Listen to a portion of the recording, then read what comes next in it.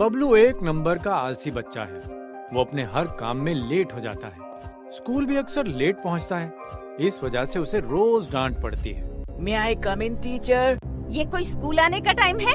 पूरे 1 घंटे लेट हो गए हो। कान पकड़ो और दरवाजे पर ही खड़े रहो।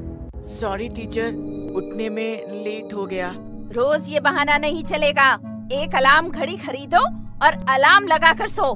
ठीक है टीचर, आज ही मैं एक अलार्म घड़ी खरीद लेता हूँ। कौन सी लूँ? ओहो, अच्छी अलार्म घड़ियाँ तो शुरुआत में ही रखी हुई हैं। आखिर में तो ये कितनी बेकार घड़ी है, एकदम गंदी, टेढ़ी मेढ़ी और पुरानी सी। छी, मैं तो सामने वाली ही लूंगा। सच कहा तुमने बच्चे, कोई भी मुझे लेना नहीं चाहता, पर तुम तो ले जाओ, मैं तुम्हारे बहुत काम आऊंगी। क्या काम आओगी? तुम जैसा कहोगे मैं वैसा ही करूंगी। मैं हमेशा लेट हो जाता हूँ, मेरा काम टाइम पर करवाओगी? हाँ ठीक है। और वो उसे घर ले आता है।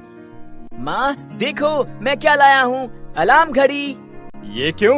अब मैं अलार्म लगाकर सोऊंगा और अलार्म बजते ही उठ जाऊंगा, तो कभी स्कूल के लिए लेट भी नहीं होऊंगा। तू इतना आलसी है, हमारे चिल्लाने पर तो उठता नहीं है, अलार्म से उठ जाएगा।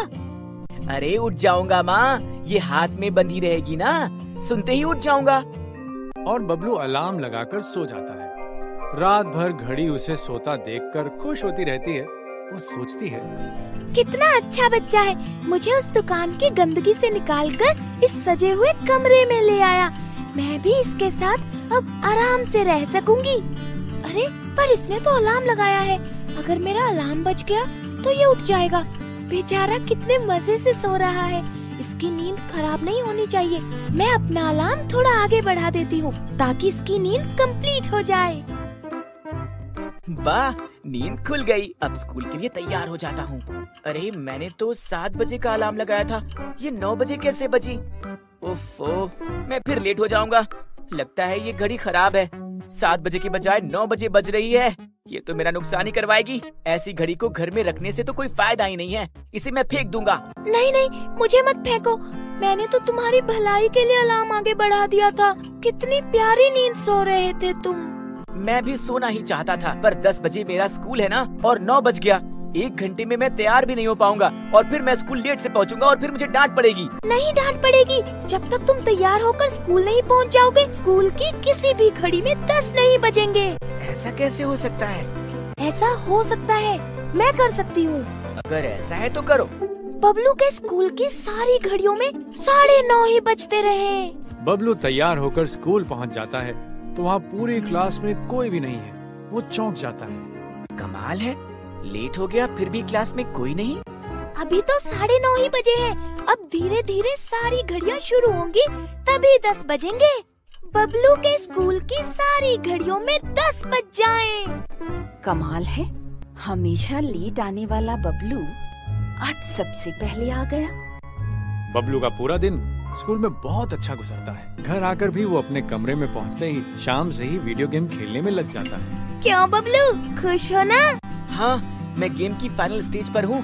बस एक ही बात का डर है, 8:45 बज रहे हैं और 9 बजते ही माँ पिताजी खाने के लिए बुलाने लगेंगे और मेरा गेम अधूरा रह जाएगा। डोंट वरी, जब तक तुम फाइनल स्टेज क्रॉस नहीं कर लोगे 9 नहीं बजेंगे। बबलू के घर की सारी घड़ियों में अभी 9 ना बजे। थैंक्स यार, थैंक्स।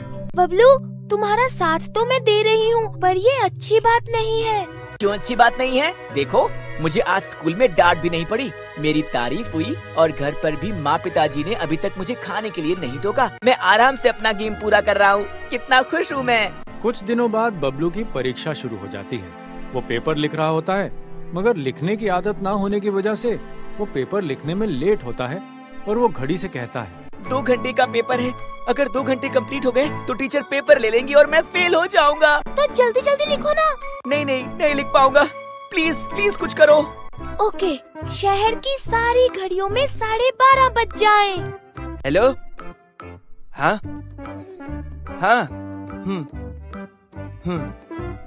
ओके, बच्चों के पेरेंट्स का फोन था। सॉरी बोल रहे थे कि उनकी घड़ी खराब थी। अभी उन्होंने देखा कि 12:30 ही बज रहे हैं। आप आराम से पेपर लिखवाओ।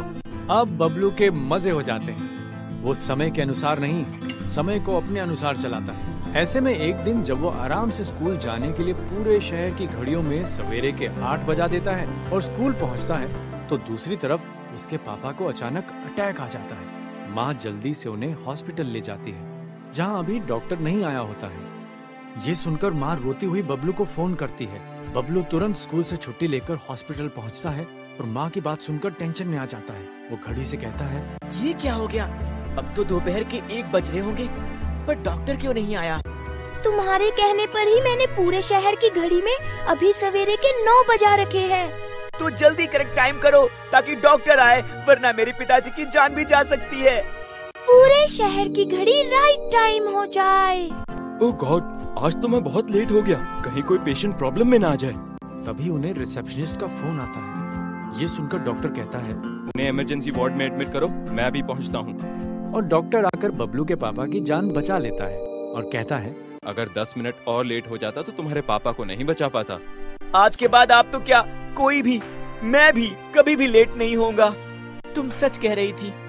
टाइम को हमारे मुताबिक नहीं, हमें टाइम के मुताबिक चलना चाहिए ताकि हम सफल और सुखी जिंदगी जी सकें।